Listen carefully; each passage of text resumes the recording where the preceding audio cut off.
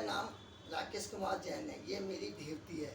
इसका नाम वेदिका सिंघल है और इसके पापा का नाम है लोकेश सिंघल है और इसकी मम्मा का नाम है प्रिया सिंघल। तो मैं आपको आज़ादी के बारे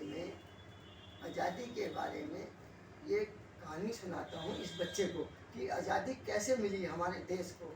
हम कितने गुलाम थे, किस तरह से हम जीवन जीते थे। हम नहीं, हमारे बुजुर्ग, हमारे पिताजी, हमारे दादा में किस तरह से स्वतंत्रता सेनानी बने, किस तरह से उन्होंने आज़ादी दी।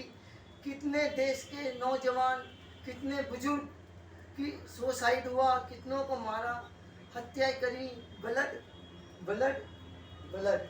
ब्लड की नदियाँ बही कि अमृतसर में जलालाबाद था। अमृतसर जलालाबाद में खून की नदियाँ बह गई अंग्रेज़ों के टाइम में। इतने अत्याचार करते थे, अगर मैं बच्चों तुम्हें सुनाऊं तो तुम्हारे रूह कांप जाएगी।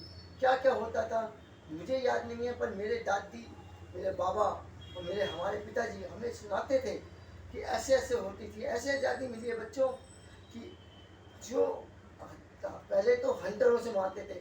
घोड़ा गाड़ी जो होती थी अंग्रेज़ों की, उनमें घोड़े नहीं जोड़े जाते थे, आदमी को जोड़ के उनको खींच के लेके जाते थे। राजाओं को उनकी सवारी करते थे। आदमी के ऊपर जब नहीं चल पाता था, हंटर मारते थे, लाठी मार मार के उनको चलाते थे।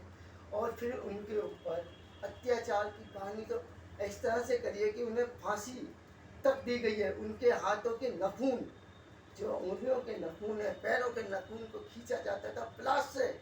उसके अंदर कोई दवाई नहीं लगाने देते थे, ना कम साल पे डाल देते थे, पट्टियाँ बांध देते थे। अगर चिल्लाते थे तो और पिटाई होती थी और लगान लगाते थे। जो लगान नहीं देता था जवान किसान हमारा, उसका तो उससे भी बुरा हाल करते थे, फांसी लगा देते थे।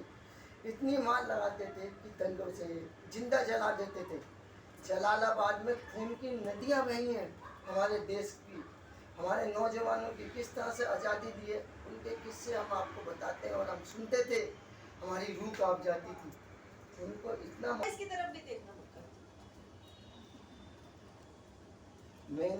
मैं आपको बच्चे और बताता हूँ कि जो अंग्रेज लोग ने, हमने हिंदुस्तानियों ने, हमारे नागरिकों ने, हमारे बुजुर्गों ने जिस तरह से आज़ादी दिलाई है। नेताजी सुभाष चंद्र बोस थे, बाबू चंद्रशेखर थे, सुखदेव सिंह थे और कितने सारे नाम मैं आपको बच्चों क्या याद दिलाऊं कि आप भी भूल जाओगे।